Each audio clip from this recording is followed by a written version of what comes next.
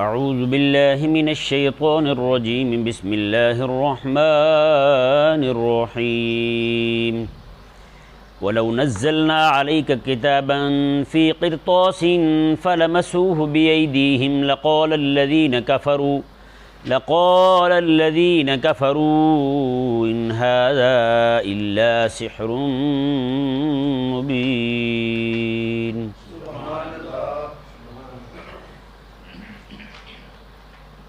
جیسا کہ آپ بھی خطیبوں کو سنتے رہتے ہیں، بعض اوقات اختلافی امور پر گفتگو کرتے ہیں۔ کبھی ایسے ہوتا ہے کہ وہ مخالفین کا اعتراض پہلے بیان کرتے ہیں، اعتراض کی تقریر کرتے ہیں کہ ان کی طرف سے یہ اعتراض ہے،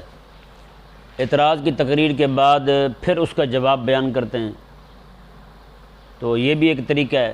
اور ایک طریقہ یہ بھی ہے کہ اعتراض اتنا مشہور ہوتا ہے، سامعین کو پتہ ہوتا ہے کہ یہ جو گفتگو ہو رہی ہے یہ فلاں اعتراض کا جواب ہے، یہ فلاں اعتراض کا جواب ہے، تو ایسی صورت میں پھر اعتراض کو ذکر نہیں کیا جاتا، سیدھا جواب کی تقریر شروع ہو جاتی ہے۔ یہ آپ بھی جلسوں میں کبھی موقع بناؤ تو آج کل تو ویسے ہی جو ہے نا وہ مسلکوں والے آپس میں لڑ رہے ہیں۔ پہلے ایک مسلک دوسرے مسلک کے خلاف لڑتا تھا جب، تو پھر ایسی باتیں بہت ہوتی تھیں۔ اب تو خیر آپس میں ہی لڑائیاں چل رہی ہیں، جنگیں چل رہی ہیں، باقاعدہ چھوٹی چھوٹی بات پر بڑے بڑے اونٹ لڑ رہے ہیں۔ اللہ تبارک و تعالی ہمیں سمجھ عطا فرمائے۔ جی امت کا نقصان کر رہے ہیں یہ لوگ، اللہ تبارک و تعالی انہیں بھی غیرت دینی ایمانی عطا فرمائے۔ سچی بات ہے، جو بندہ دین کے لیے نہیں نا اس کی غیرت جاگتی، اس کی پھر چھوٹی چھوٹی باتوں کے لیے غیرت جاگتی ہے یہ نہیں؟ پھر جو دین کے لیے نہیں نہ لڑتا تو پھر وہ ایسی باتوں کے لیے لڑتا ہے جہاں پہ نہ لڑنا بنتا ہو، جہاں پر اتحاد بنتا ہو، اتفاق بنتا ہو۔ بہرحال یہ اللہ تبارک و تعالی کی مرضی اور منشا ہے، اس نے کس سے کیا کام لینا ہے، یہ اللہ تبارک و تعالی ہی جو چاہے گا وہی ہوگا۔ بہرحال تو یہ یہاں پر اس آیت کریمہ کے اندر اللہ تبارک و تعالی نے سیدھا ان کے اعتراض کے جواب کی تقریر فرمائی، ان کا اعتراض نقل نہیں فرمایا کہ ان کا اعتراض یہ ہے، کیونکہ اس وقت جو قرآن کے سامعین تھے، قرآن کے مخاطبین تھے، محبوب کریم علیہ السلام کے صحابہ، انہیں پتہ تھا کہ یہ جواب کس کو دیا جا رہا ہے،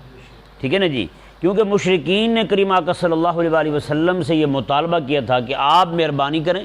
آپ جائیں آسمان پر، وہاں سے ہمارے نام کا رکا لائیں، ہمارے نام کا رکا ہو، فلاں بندے کو اللہ تعالیٰ یہ پیغام دے رہا ہے، محمد صلی اللہ علیہ وسلم اللہ تعالیٰ کے رسول ہیں، یہ پیغام ہو ہمارے نام اور لکھا ہوا ہو، تب ہم مانیں گے کہ آپ رسول ہیں، وگرنہ ہم نہیں مانتے ہیں۔ اللہ تبارک و تعالیٰ نے یہ جو ان کا سوال تھا یہ نقل نہیں کیا، رب تعالیٰ نے قرآن میں جواب نقل کر دیا، کیونکہ مخاطبین جو تھے وہ سب سمجھتے تھے،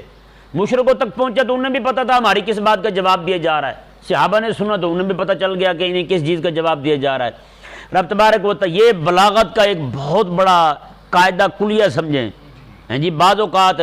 جب مخاطب کو معلوم ہو سوال کیا ہے، مخاطب کو معلوم ہو اعتراض کیا ہے، وہاں پر سوال اور اعتراض کی تقریر کرنا بنتا نہیں ہے، سیدھا جواب کی تقریر شروع ہو جاتی ہے، جواب کا بیان شروع کر دے بندہ تو اگلا سمجھ جاتا ہے۔ تو اللہ تبارک و تعالی نے ارشاد فرمایا ان کو جواب دیتے ہوئے، وَلَوْ نَزَّلْنَا عَلَيْكَ كِتَابًا فِي قِرْطَاسٍ، میں اگر ہم آپ پر لکھا ہوا مضمون نازل کر دیتے کسی کاغذ کے ٹکڑے میں، میں حبیب پیارے ہم کاغذ کے ٹکڑے میں آپ پر مضمون نازل کر دیتے، فَلَمَسُوهُ بِأَيْدِيهِمْ، پھر یہ لوگ ہاتھ بھی لگا کے دیکھ لیتے اسے، اس کاغذ کو ہاتھ بھی لگا لیتے، تو لقال الذین کافروا، تو یہ کافر ضرور کہتے ان ھذا الا سحر مبین، یہ تو کھلا جادو ہے۔ پھر بھی انہوں نے یہی کہنا تھا حبیب پیارے،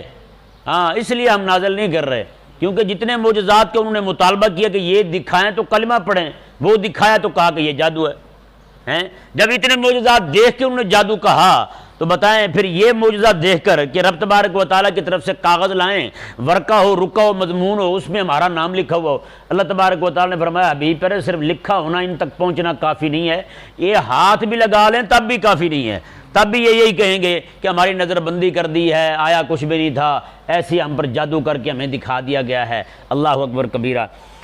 آگے جی دوسرا مضمون ان کا، وہاں ان کا سوال بھی نقل کیا جا رہا ہے اور ان کا جواب بھی ہیں۔ اللہ تعالیٰ نے ارشاد میں وقالوا لولا انزل علیہ ملک، انہوں نے یہ کہا کہ ان پر فرشتہ کیوں نہیں آتا، رسول اللہ علیہ السلام پر فرشتہ کیوں نہیں آتا؟ یہاں پھر بات ذہن میں رہے، ان کے دو مطالبے تھے فرشتے کے متعلق۔ ایک تو وہ یہ کہتے تھے نعوذ باللہ من ذالک کہ جیسے کسی ملک کا سفیر آتا ہے تو اس کے آگے پیچھے لوگ ہوتے ہیں، خدام ہوتے ہیں، نوکر ہوتے ہیں، اس کے منشی ہوتے ہیں، ہاں جی، اس کے بھار اٹھانے والے، بوجھ اٹھانے والے لوگ ہوتے ہیں، تو وہ کہتے تھے کہ یہ رب کا سفیر بن کے آیا ہے، آقا علیہ السلام کے بارے میں کہتے تھے، اور یہ تو گلیوں میں محلوں میں پتھر کھاتے پھرتے ہیں ہم سے، یہ تو ہماری طرف سے، ہم تو ان کا مذاق اڑاتے ہیں۔ اگر کسی عام بندے کا سفیر ہو، کسی ملک کا سفیر ہو، وہ بڑی ٹھاٹ باٹ کے ساتھ آتا ہے، یہ تو رب کا سفیر ہے، ان کے ساتھ تو بڑا پروٹوکول ہونا چاہیے تھا، یہ ہونا چاہیے تھا، وہ ہونا چاہیے تھا، ان کے ساتھ تو فرشتے ہونے چاہیے تھے۔ ایک ان کا قول یہ تھا کہ ان پر فرشتہ کیوں نہیں اترتا، جو ان کی سیکورٹی کے لیے، ان کی حفاظت و دفاع کے لیے ہو، ایک قول ان کا یہ تھا۔ دوسرا قول ان کا یہ تھا، دوسری بات یہ مطالبہ کرتے تھے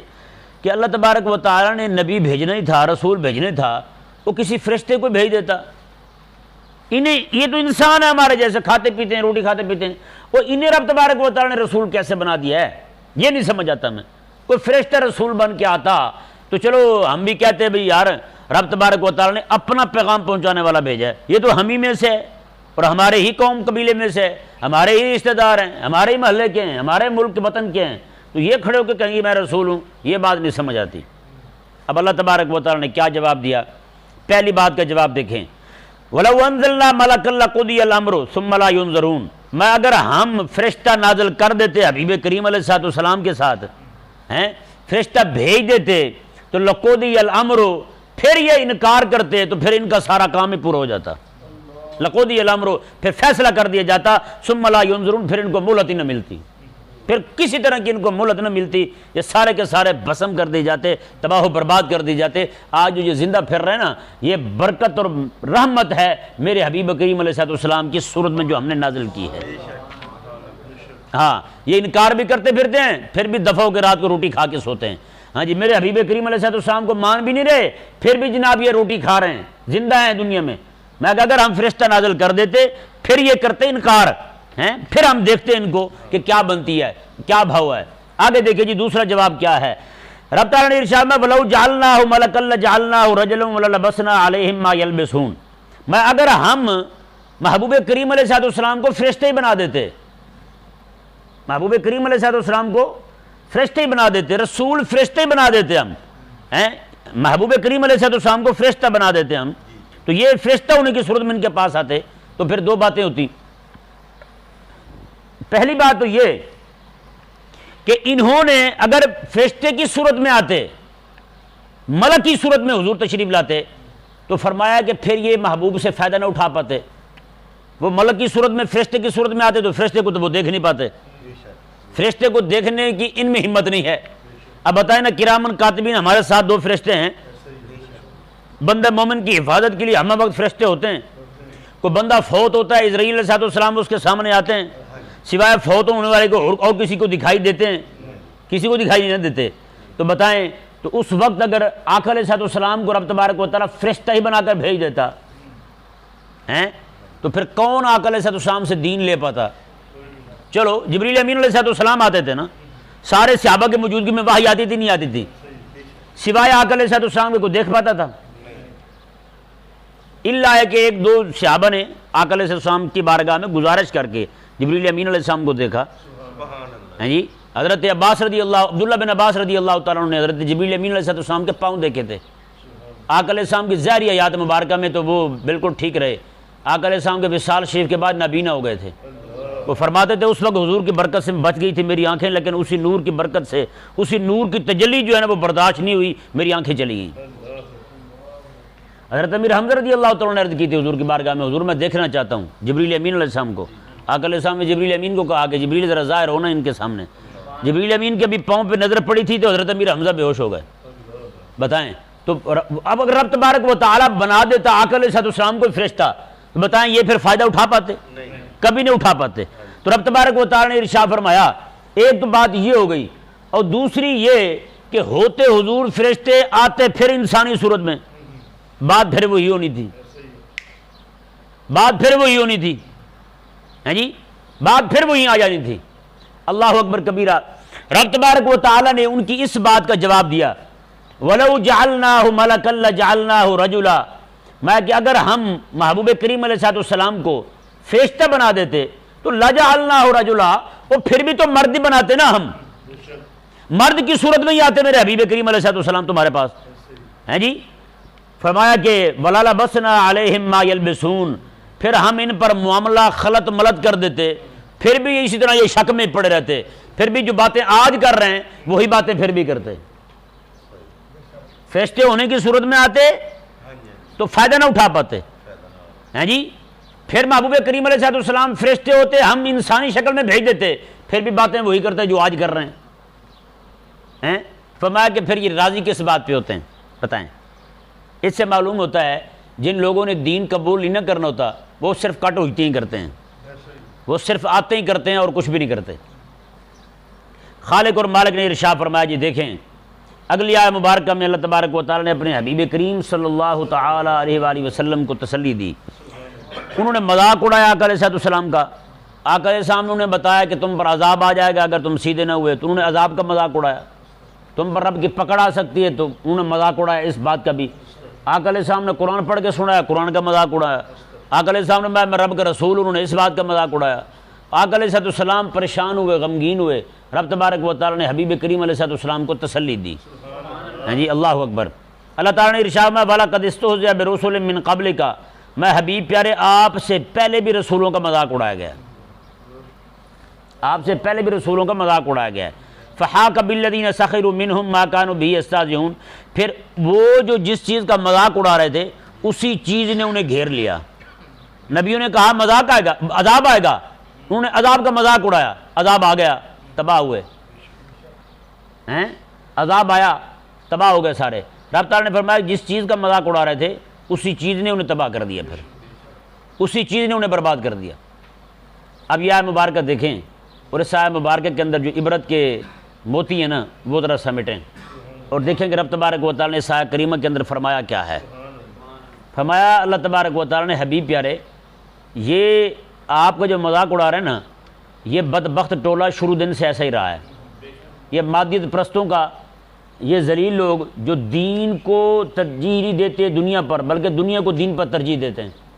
ہاں جی رب کی مرضی کو ترجیح نہیں دیتے، اپنی مرضی کو ترجیح دیتے ہیں، اپنی رب تبارک و تعالیٰ کے حکم کو ترجیح نہیں دیتے، اپنی خواہشات کو ترجیح دیتے ہیں۔ فرمایا رب تبارک و تعالیٰ نے ایسے لوگوں کا ہمیشہ یہی حال رہا ہے کیونکہ ہمارے نبی آتے ہی مادیت پرست لوگوں کے ساتھ ٹکرانے کے لیے ہیں، دنیا پرست لوگوں کے ساتھ ٹکرانے کے لیے ہیں۔ جب ان کا ٹکراؤ ہوتا ہے نا ان کے ساتھ تو پھر یہ معاملہ ہوتا ہے۔ تو میں حبیب پیارے آپ پریشان نہ ہوں، یہ جو آپ کے ساتھ مذاق آپ کا مذاق اڑا رہے ہیں نا یہ صرف آپ کا نہیں، آپ سے پہلے انبیاء کا مذاق بھی اسی طرح اڑایا گیا۔ یہاں یہ بات ذہن میں رہے، حدیث پاک میں ہے نا کہ علماء انبیاء کے وارث ہیں، علماء انبیاء کے وارث ہیں۔ میں آپ کو بتاتا ہوں سچا وارث کون ہے جی، مثال دیتا ہوں سمجھاتا ہوں۔ یہاں کوئی بندہ فوت ہو جائے اور اس کا کوئی وارث ہو، کوئی بندہ فوت ہو جائے اس کا وارث ہو، تو بتائیں وارث صرف جائیداد کا، ٹریکٹر کا، گاڑی کا، گھڑی کا، بینک بیلنس کا، ان چیزوں کا وارث بنے گا یا ساتھ ساتھ فوت ہونے والے کی ذمہ داریاں اور اس کے قرضے بھی اسی کے کندھے پہ آئیں گے؟ ذمہ داریاں اور قرضے بھی اسی کے ذمہ ہوں گے، لین دین کا اعلان بھی وہی کرے گا، ہاں بھی جس نے لینا دینا وہ مجھ سے لے لے، یا یہ اعلان ہوتا ہے بھی لینا دینا جس نے ہے وہ محلے والوں سے لے لے اور جو رہ گیا اس کا جو دینا ہے وہ ہمیں دے دے، جو لینا ہے وہ کسی اور سے لے لے۔ ایسا تو نہیں نہ ہوتا، جو لے رہا ہے دینا بھی اسے ہے جی۔ جو وارث ہے ساری چیزوں کا وارث بنے گا، اس کی طرف سے دکھ تکالیف ہے اس کا وارث بھی وہی، ذمہ داری ہے اس کا وارث بھی، قرضہ ہے اس کا وارث بھی وہی، جائیداد کا جب وارث ہے تو باقی چیزوں کا بھی تو وارث ہے نا۔ اب دیکھیں یہ میں نے آپ کو بات سمجھا دی کہ وارث ہر چیز کا بنتا ہے۔ اب علماء جو انبیاء کے وارث ہیں، اب یہ اللہ تبارک و تعالی نے خود فرمایا کہ جو مذاق ہے نا حبیب پیارے یہ انبیاء کے ساتھ ہوتا رہا ہے، انبیاء کے ساتھ ہوتا رہا ہے، ان کا استہزاء اڑایا جاتا رہا ہے، ان کے ساتھ مذاق کیا جاتا رہا ہے۔ تو میں حبیب پیارے آپ پریشان نہ ہوں۔ تو یہ علماء کو بھی یہاں سبق ہے کہ فرمایا اگر تم انبیاء کے رتبے، ان کی عظمت اور شان کے جو وارث بنتے ہو، انبیاء کی طرف سے وارث بنتے ہو، انبیاء کرام علیہ السلام کے علم کے، ہیں جی، یہ ہاتھ چموانے کے وارث نہیں ہو اکیلے، ادب احترام کروانے کے وارث نہیں ہو تم، ہیں جی، وہ انبیاء سے جو سلسلہ چلا آ رہا ہے ہمیشہ سے، انبیاء اور رسول کرام علیہ السلام کا مذاق اڑایا گیا، ان کو تکلیفیں دی گئیں، ان کو اذیتیں دی گئیں، میرے کریم آقا علیہ السلام کو اتنے پتھر مارے گئے کہ خون بہا اور نلین بھر گئے، ہیں جی۔ آج کوئی عالم رسول اللہ علیہ السلام کے دین کی خاطر باطل سے ٹکرا رہا ہے، نظام میں باطل کو للکار رہا ہے، اور اس کے بدلے میں اس کو اذیتیں آ رہی ہیں، تکلیفیں آ رہی ہیں، تو اس عالم کو لاکھوں سلام، اس کا سلسلہ نسب علمی جو ہے وہ واقعی رسول اللہ تک پہنچ رہا ہے۔ تو پریشان نہ ہو، دین کا کام نہ چھوڑے۔ آج بہت سارے لوگ دین کا کام اس لیے نہیں کرتے، مولوی بھی کہتے ہیں جی معاشرے میں ہماری تو کوئی عزت ہی نہیں ہے بھائی۔ میں کہتا ہوں خدا کے بندے، یہ عزت کم ہے کہ انبیاء کی وراثت میں جو چیزیں تھیں نا، جو چیزیں انہیں پہنچی تھیں وہی ساری تجھے پہنچ رہی ہیں، کہ نہیں سمجھ آیا مسئلہ؟ تو بھائی جب باطل کا دورہ ہوگا، کفر غالب ہوگا، ہاں جی، حق مغلوب ہوگا، تو پھر اللہ تبارک و تعالیٰ تو بھیجتے ہی انبیاء کو ایسے زمانے میں جب کفر غالب آ چکا ہو، طاغوتی طاقتیں زور پکڑ چکی ہوں۔ رب تبارک و تعالیٰ تو نبیوں کو بھیجا ہی تب ہے۔ موسیٰ علیہ السلام کی بعثت دیکھیں، حضرت ہارون علیہ السلام کی بعثت دیکھیں، حضرت سیدنا ابراہیم علیہ السلام کی بعثت دیکھیں، نوح علیہ السلام کی بعثت دیکھ لیں، اب سارے نبیوں کی بعثت دیکھ، میرے آقا علیہ السلام کی بعثت دیکھ لیں یار۔ پوری دنیا میں کفر پھیل چکا ہے، پوری دنیا میں کفر غالب آ چکا ہے، کفریہ حکومت، طاغوتی نظام سارے کا سارا جناب مضبوط ہو چکا ہے۔ ایسے حالات کے اندر رب تبارک و تعالیٰ نے اپنے حبیب کو فرمایا، حبیب پیارے اب کلمہ حق کہنا ہے، اب کلمہ حق کہنا ہے۔ تو بتائیں یار، پھر اگر وہی نظام آج آ چکا ہے، آج وہی دور آ چکا ہے جو کریم آقا صلی اللہ علیہ وآلہ وسلم کے زمانہ مبارکہ میں تھا، یعنی کفر غالب آ چکا تھا، ہر طرف کفریہ حکومتیں جو ہیں وہ زور پکڑ چکی تھیں، اگر وہی نظام آج آ چکا ہے تو بتائیں بھی جو کچھ پھر میرے آقا علیہ السلام کو پیش آیا کلمہ حق کہنے کی وجہ سے ہیں، تو پھر آج جو رسول اللہ علیہ السلام کا وارث ہوگا اسے بھی تو پیش آنا ہے کہ نہیں پیش آنا؟ آج کتنے سارے مولوی ہیں بیچارے جو سوسائٹیوں میں بڑی بڑی جگہوں پر بیٹھے ہیں، حق کلمہ نہیں کہتے ہیں، اور یہ کہہ کے بیٹھے ہوئے ہیں جی وہ حق سنتا ہی کوئی نہیں، جی حق برداشت ہی کسی کو نہیں ہوتا، حق برداشت ہو تو کہہ تو صحیح ہیں، وہ کہتے ہیں جی مسجد سے چھٹی ہو جائے گی پھر ہیں، بڑے بڑے مولوی پیر۔ میں کہتا ہوں قسم خدا کی، جس بندے نے زندگی ساری رسول اللہ کا اپنے آپ کو وارث کہہ کر، رسول اللہ کا وارث کہہ کر جس نے اپنے آپ کو، اپنے ہاتھ چموائے، اپنے پیر چموائے، اپنی ایک ایک چیز چموائی، لیکن رسول اللہ علیہ السلام کے دین کی خاطر کبھی ایک گالی بھی نہ سنی ہو، اس نے رسول اللہ علیہ السلام کے دین کی خاطر کبھی اس کا مذاق ہی نہ اڑایا گیا ہو، تو میں کہتا ہوں اس کا سلسلہ نسب علمی جو ہے وہ رسول اللہ تک نہیں پہنچتا۔ وہ کوئی اور بلا ہو سکتا ہے پر رسول اللہ کا وارث نہیں ہو سکتا، رسول اللہ کا وارث نہیں ہو سکتا وہ مولوی۔ رسول اللہ علیہ السلام کا سچا وارث وہی ہے جو کچھ انبیاء کو پیش آیا اسے پیش آئے۔ بتائیں نا یار، ابو حنیفہ رضی اللہ عنہ کس دور میں گزرے ہیں؟ اس وقت تو اتنی اسلام کی طاقت اور قوت تھی، ایسے حالات میں ابو حنیفہ جیل میں، ایسے حالات میں امام مالک کو کوڑے لگیں، ایسے حالات میں امام شافعی رضی اللہ عنہ کو کوڑے لگیں، ایسے حالات میں امام احمد بن حنبل رضی اللہ عنہ کو جیل میں ڈالا جائے اور کوڑے لگیں، ہاتھ کڑیاں ڈالی جائیں اور وہ زنجیریں باندھ دی جائیں آپ کے پاؤں میں امام احمد بن حنبل رضی اللہ تعالیٰ عنہ کے، اور مجدد پاک 10-11 سال جیل میں رہے ہیں، یوسف علیہ السلام جیل میں رہے، میرے آقا علیہ السلام کا 3 سال محاصرہ رہے، اور آج رسول اللہ علیہ السلام کا وارث ہے، کبھی جیل کا نام بھی نہ سنے ہیں، وہ کون سا وارث ہوا پھر یار؟ صرف ہاتھ چموائے، مٹھائیاں کھائیں، مریدوں سے جناب لنگر پاڑے، تو یہ کون سا وارث ہے سچا یار رسول اللہ علیہ السلام کا؟ تو ایسے بندے کو چاہیے کہ اپنا نسب نامہ کھنگالے ہیں، کہیں ضرور کوئی نہ کوئی خامی ضرور ہے، اس کا نسب جو ہے نا علمی رسول اللہ علیہ السلام سے جوڑ نہیں رہا، سچی کہہ رہا ہوں۔ کیوں؟ رسول اللہ علیہ السلام کی وراثت جہاں بھی آئے گی نا وہاں باطل نظام سے ٹکراؤ آئے گا،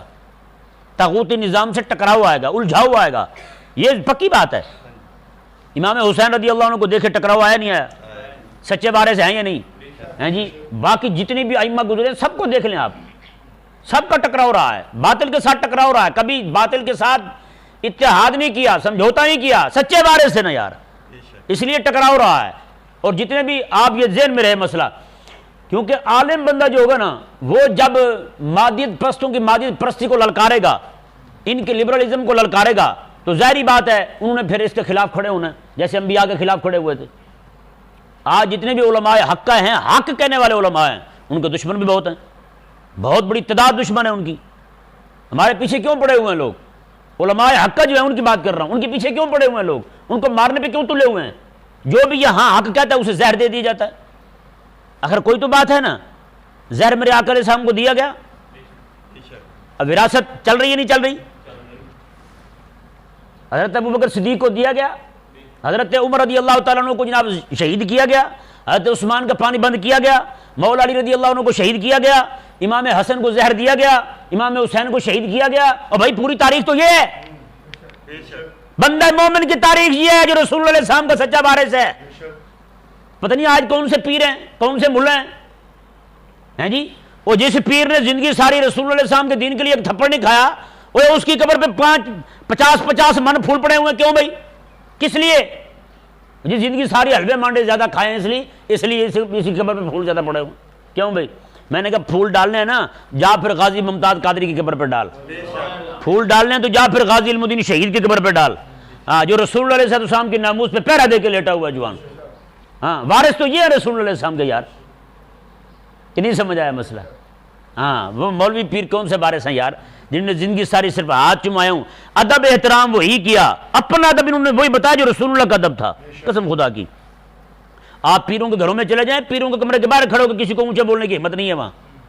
کوئی نہیں بول سکتا اونچا، آداب وہ جو رسول اللہ علیہ السلام کے ہیں۔ لیکن جب دینے کی بات آئے، ہاں جی یہ حلوے مانڈے بھی ہم کھائیں گے، فلاں بھی ہم کھائیں گے، یہ بھی ہم کھائیں گے کیونکہ وارث ہے رسول اللہ کے، ہاں جی مار کھانی ہے، نہیں جی ہم نہیں، ہم تو بڑے بزرگ ہیں، ہم تو بڑے یہ ہیں جی، ہم تو کسی کو کچھ نہیں کہتے۔ یہ کیوں یہاں پاؤں کے پیچھے کیوں کھینچتے تمہارے بھائی؟ یہ وراثت کیوں نہیں لی تم نے؟ اس سے ثابت ہوا تمہارا سلسلہ نسب علمی جو ہے وہ توڑ تک نہیں جا رہا، وہ موڑ سے واپس آ جاتا ہے۔ ہاں رب تبارک و تعالیٰ نے ارشاد فرمایا جی دیکھیں، وَلَقَدِ اسْتُهْزِئَ بِرُسُلٍ مِّن قَبْلِكَ فَحَاقَ بِالَّذِينَ سَخِرُوا مِنْهُمْ مَا كَانُوا بِهِ يَسْتَهْزِئُونَ۔ میں حبیب پیارے آپ سے پہلے بھی رسولوں کا مذاق اڑایا گیا، جب باطل پرستوں سے ٹکراؤ ہوا نا، انہوں نے رسولوں کا مذاق اڑایا۔ حبیب آپ کا بھی تو وہ معاملہ وہی ہے نا، آپ بھی تو ٹکرا رہے ہیں، تو فرمایا پھر آپ کے ساتھ بھی وہی ہوگا۔ فرمایا رب تبارک و تعالیٰ نے مکے کے مشرکوں کو، پوری دنیا کے لوگوں کو پیغام ہے، کل حبیب آپ فرما دیں سیرو فی الارض، اور زمین میں ذرا سیر کرو نا، جاؤ ذرا۔ اس سیر سے مراد کئی مولوی جو ہے نا جہل کے بچے، یہ ٹرپ لیتے ہیں، جو ہمارے لڑکے جاتے ہیں نا، جا کے پیسے لے گئے، وہاں جا کے ٹرپ پہ، لڑکیاں بھی ساتھ ہیں کالج یونیورسٹی کی، وہاں پہ جناب سیریں بھی کی، بدکاریاں بھی کی، منہ کالے بھی کیے، شرابیں بھی پیں، ہیں جی واپس آ گیا، کہتے ہیں جی رب تعالیٰ نے قرآن میں فرمایا سیر کرو۔ میں نے کہا یہ سیر نہیں ہے، سیر کا لفظ جہاں بھی قرآن میں آیا ہے، پھر آگے پتہ کیا آیا وہ دیکھیں ذرا۔ ہاں ویسے جانا جائز ہے، کوئی منع نہیں ہے، ہاں لیکن یہ کام جو یہ کر رہے ہیں آج کل یہ حرام ہے۔ ہاں جی لڑکا کسی کا کسی کی بیٹی لے کے جا رہا ہے، یہ جائز ہے نہیں ہے، کسی کی بیٹی کو لے کے جا رہا ہے گھومنے کے لیے،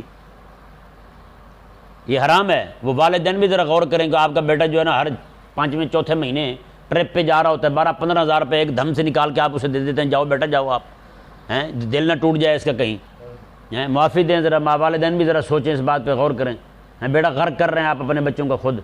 مجھے نہیں تھا پتہ اس بات کا کہ وہاں کیا ہوتا ہے، ایک لڑکے نے مجھے خود بتایا،